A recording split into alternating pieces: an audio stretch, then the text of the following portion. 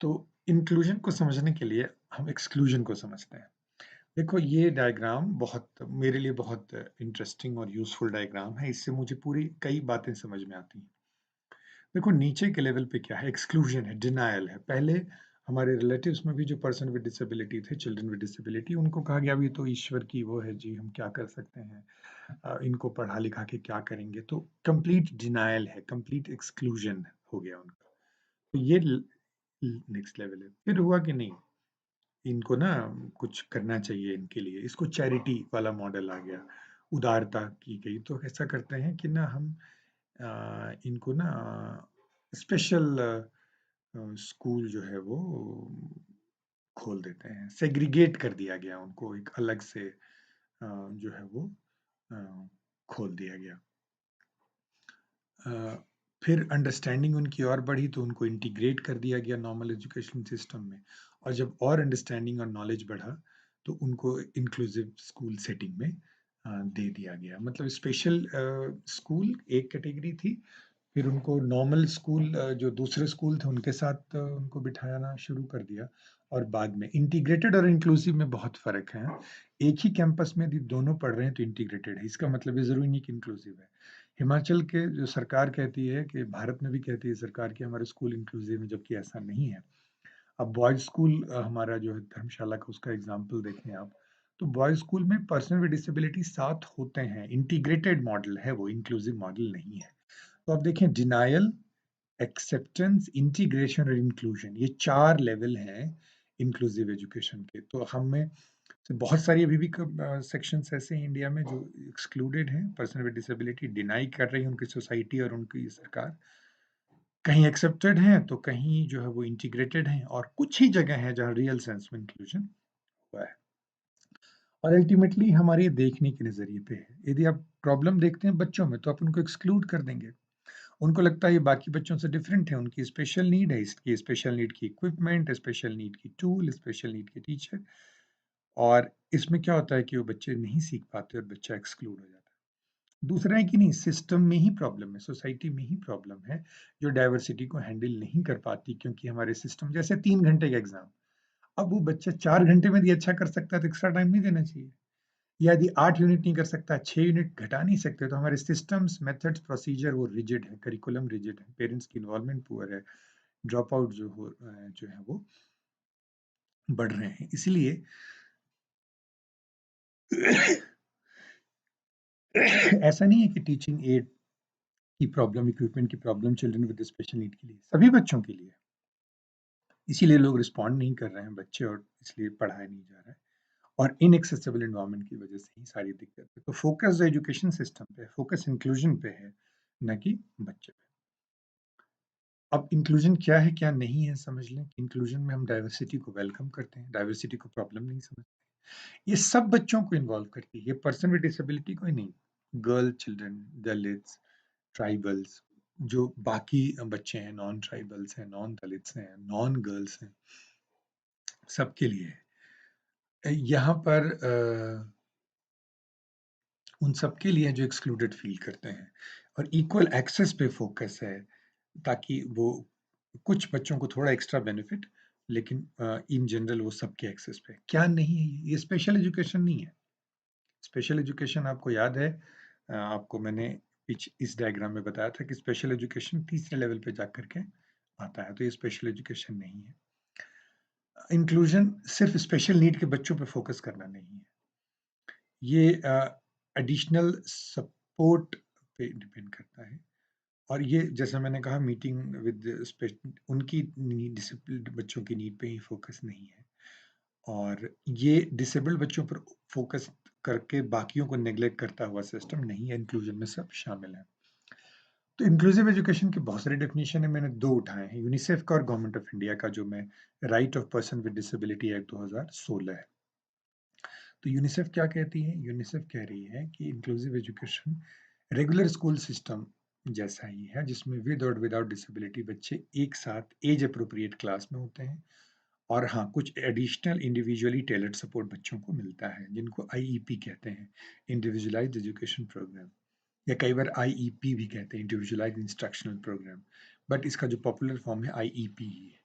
Government of India कैसे कहती है कि एक ऐसा सिस्टम ऑफ एजुकेशन है जिसमें children with and without disability एक साथ सीखते हैं और टीचिंग लर्निंग इस तरह से होती है कि उन दोनों तरह के बच्चों के लिए सुटेबल हो, अलग-अलग टाइप के और डिसेबिलिटी के बच्चों के लिए सुटेबल हो। तो इसको एक ही कैंपस में बिठाना, that is integration, that is not inclusion. इस बात को अपने दिमाग में ठीक से बिठा लेना है।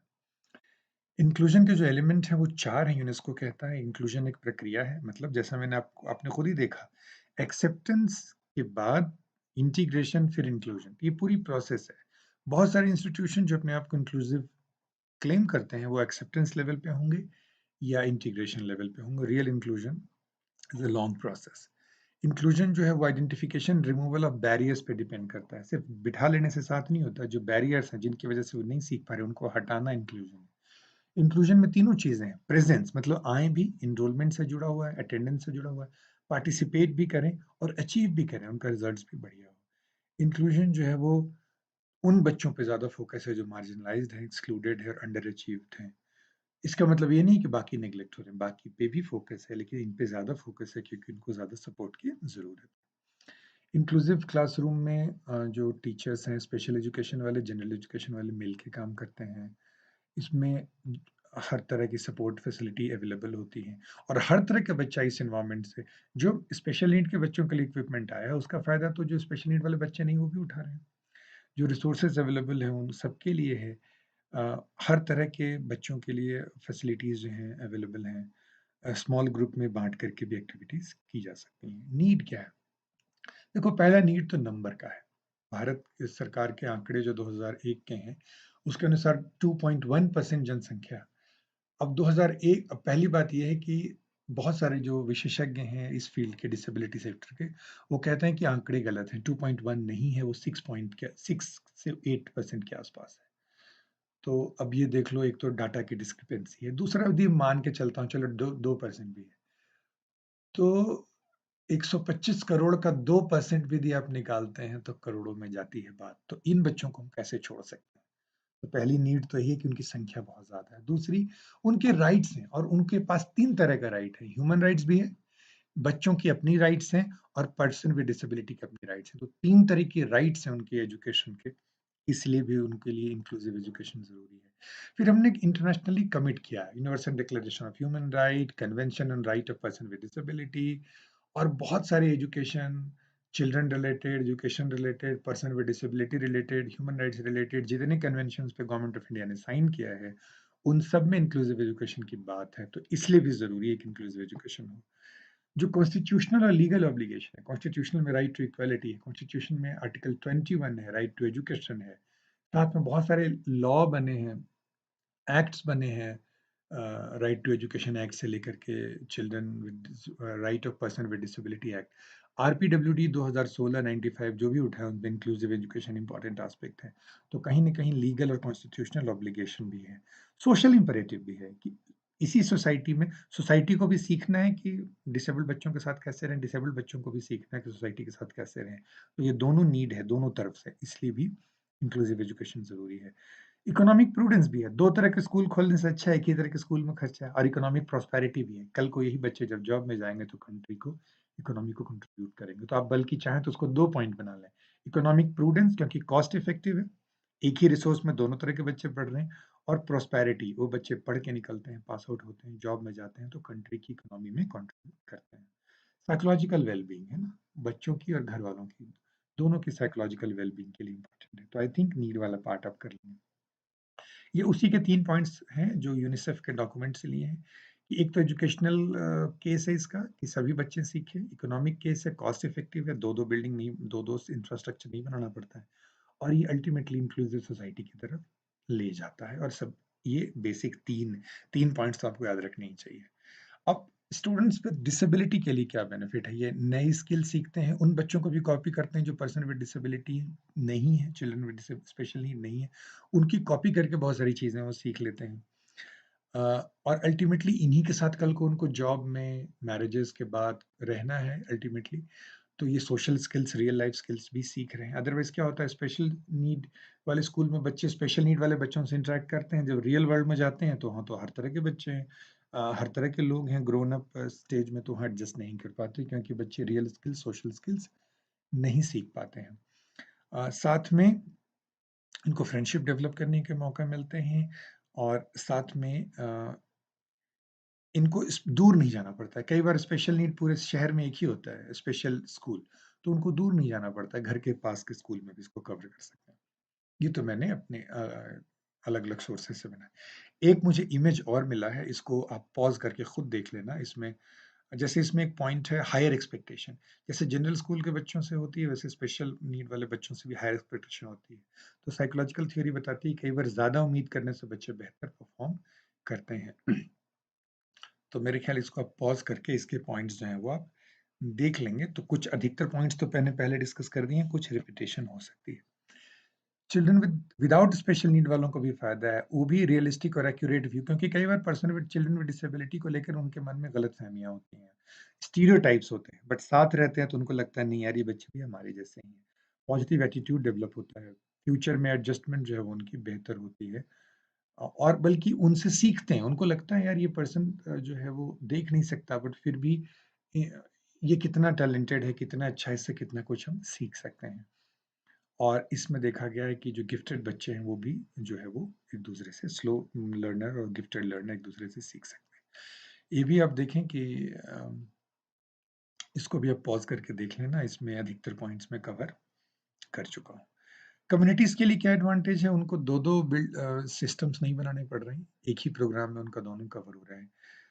साथ ही जो बेनिफिट हो रहा है कि ये हम सोसाइटी के लिए उन बच्चों को, स्पेशल नीड वाले बच्चों को फ्यूचर कंट्रीब्यूशन के लिए तैयार रख रहे हैं।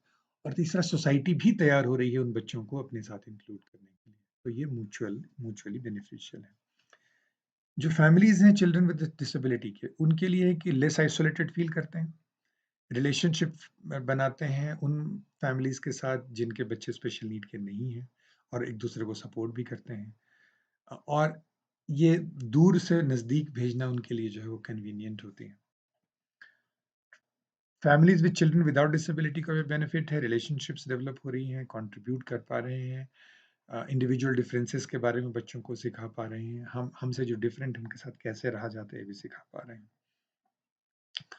तो इंक्लूसिव एजुकेशन के लिए क्या चाहिए, वो एक फ्रेम में है और वो क्या प्रमोट करता है, वो भी एक फ्रेम में है। अब हम स्कोप में आते हैं। देखिए स्कोप को 2 लेवल पे मैंने लिया है। स्कोप मतलब किनको-किनको शामिल करना है इंक्लूसिव एजुकेशन में। Children in remote tribal areas, working children जिसको चाइल्ड लेबर कहते हैं, children with disability, girls having difficult circumstances, children with HIV positive, children of migrant labour, street children and all other children. ये इसका scope है। ये जो है आपको ध्यान में रखना है ना? तो स्कोप कौन किनको-किनको इंक्लूड करना है, वो एक तो स्कोप है। दूसरा, इसमें स्कोप एक्टिविटी क्या-क्या है? एक्टिविटी मैं सपोर्ट से शुरू कर रहा हूँ। टीचर स्टूडेंट्स को सपोर्ट देना है, रिस्पेक्ट फॉर डाइवर्सिटी के लिए कल्चरल चेंज करना है, पार्टिसिपेटरी लर्निंग के लिए कल्चरल चेंज करना है, पार्टनरशिप डेवलप करना है, पेरेंट्स, टीचर और डिफरेंट ऑर्गेनाइजेशन जो स्पेशल नीड वाले बच्चों के साथ डील करते हैं। इनकी जो प्रोग्रेस हो रही है उसको मॉनिटर करना है और सिस्टम्स क्रिएट करने हैं, रिसोर्सेज़ क्रिएट करने हैं, फंड्स क्रिएट करने हैं। डिफरेंट मिनिस्ट्रीज़ और डिपार्टमेंट में, जिसके थ्रू जो है वो इंक्लूसिव स्कूलिंग दी जा सकती है। तो स्कोप को आप stakeholder point of view से लिख सकते हैं, किनको-किनको शामिल करना है और स्कोप में आप क्या-क्या गतिविधियाँ होंगी उसमें, इंक्लूसिव एजुकेशन के एलिमेंट्स क्या हैं? सपोर्ट है, कल्चरल चेंज है, पार्टनरशिप्स है, मॉनिटरिंग है और सिस्टम है, यूनिसेफ का फ्रेमवर्क है।